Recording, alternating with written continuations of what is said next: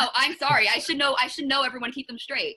That's my fault. But that's the thing too. There's so many that how can you keep them straight when it's just gonna happen again in a month, maybe 2 weeks?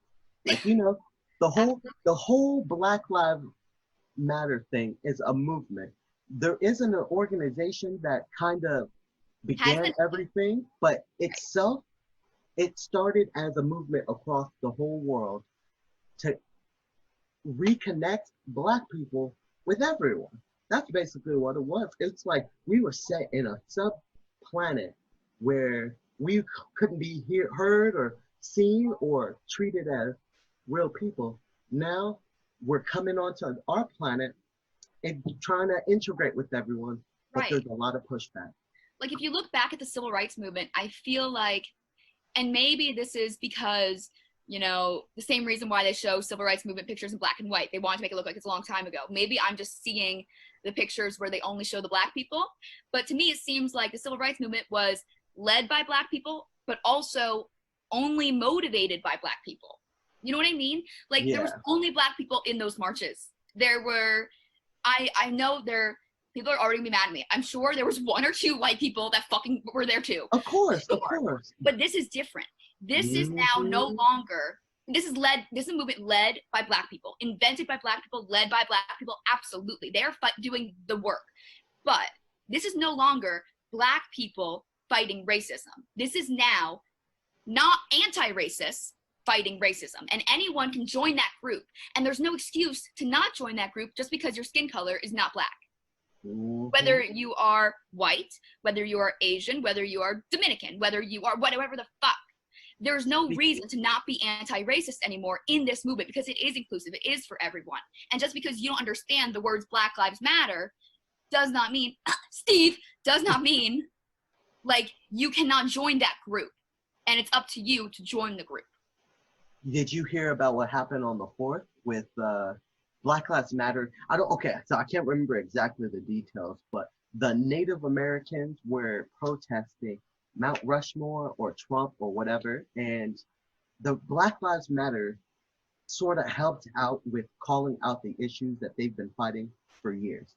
Now, and I won't forget the men who died, who gave that right to me, and I gladly stand up next to you and defend her still today, 'cause there ain't no doubt I love this land. Native Americans are okay with Black Lives Matter because they know what it's really about. They know, it's like you said, it's about racism in America. Like, you know, we're a melting pot of people, not just specifically white people. And some people just don't know that they're not the best. Like, we're great, but we're not the best. So that's what this whole movement and everything is about. We're just trying to get an inclusive, I guess everyone a part of it. If you're not racist, you're a part of it. Trying to be an inclusive group that gets everyone on the same page about how we want America or the world to work. No dark-skinned person should feel upset or, you know, treated different because their skin's just a little bit darker, a little bit browner, toasty, yummier, chocolate. And, you know, there's beautiful and paleness and olive skin and tanned and blonde. People in general, they're all good looking. Sorry, but yeah. Fun fact about Mount Rushmore: I found this on Twitter today because of the Native Americans making some fucking noise.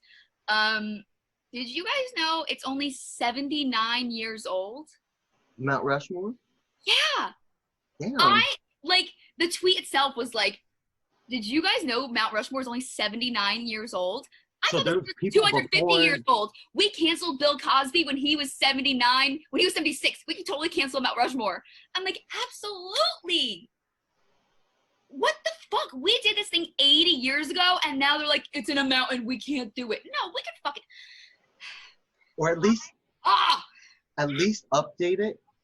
You know, that can create jobs as well. Update it to look like known Native celebrity, Americans. or you know, people No, who Native are, Americans. yeah, Here's the thing. exactly. It's on their fucking mountain. It's in their fucking land. I Yeah. read this amazing think piece, or maybe it was a TikTok. Now I can't remember if I read or listen to anything. That's Gen Z for you. But I was listening either way to this native who was talking about it, and their whole perspective on it was that the mountain, I think, is called Blackstone or Black Hearth. Why you gotta be black? No, man, let me tell you, that's what I thought as well. No, but it's Blackstone, I think, is the mountain. But they're like, our mountain is not called Mount Rushmore, okay? But these tourists come in, they like walk to the observing platform. They take their picture, and they take their picture in front of it, and then they go and leave, and they get to leave. And we live here, and we have to stare up at these people who literally killed us. These presidents enslaved us, killed us, are responsible for the deaths of our culture, are responsible for the genocide of our people, and they literally stare down at us and have for over half a century. And you are not Native, and you cannot imagine what that feels like to have them in a fucking mountain and to have a tourism industry, and none of that money even goes to you, and like it's in your fucking mountain, and the mountain itself is sacred. It's not just like, oh, this is a pile of rocks. Like, this mountain itself was a sacred mountain, that meaning, and that they took over to do this carving of these genocidal slave owners. Yeah, on sacred land. Speaking of what you said about the statue, or not statue, but the mountains and everything, going into the statues that are going around, someone said it on a TikTok the best. It was like having those, that mountain up there basically is like having Hitler's representation in a Jewish community. It's like, why should that even be there? Why is that there? Like, it's not helping anyone, and it just serves as a reminder that people have done horrible shit to you. Did you know Abraham Lincoln, I don't even know if it was Abraham Lincoln, but one of those four has the record for killing or hanging the most indigenous people in his time. If it's not Abraham Lincoln, it's one of the other people. I don't think we're not taught anything about any of them, is what I've learned through Black Lives Matters. We're not taught anything about any of our fucking presidents, is what I've learned. We're taught the whitewashed version that tells them that they're the good guy. But like we all know, history's only made by the people who have the power to write the book. Not even the victors. It's the people with the power to write the book. Exactly. You know what I mean? Right? There are people who won who do not have the power to write the book. Like Civil Rights Act, Black people won, but they still don't have the power to write the book. And that's what Black Lives Matter is trying to get rid of. The thing of white supremacy. And like, you know, let's talk about the statues enforcing white supremacy just for a brief moment, and then we can come back. But like, the argument I see a lot is like, let's remember history. And it's like, here's the thing. Statues are not meant to remember. They're not meant to teach. They're meant to glorify. There's a huge difference.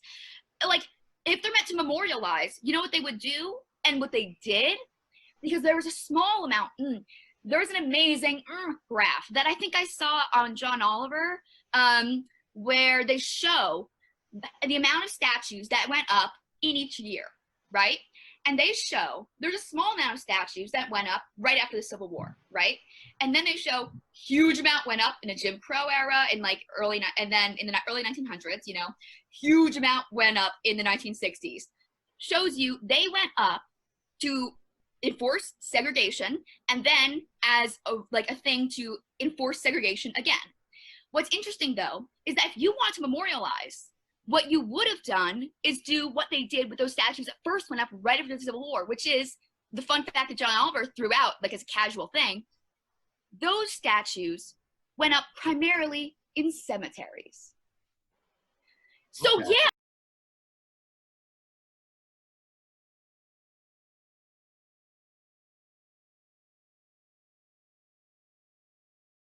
That's called memorializing. Those statues, if you want to put your statues in cemeteries above the dead bodies of these people, you know what? We can discuss.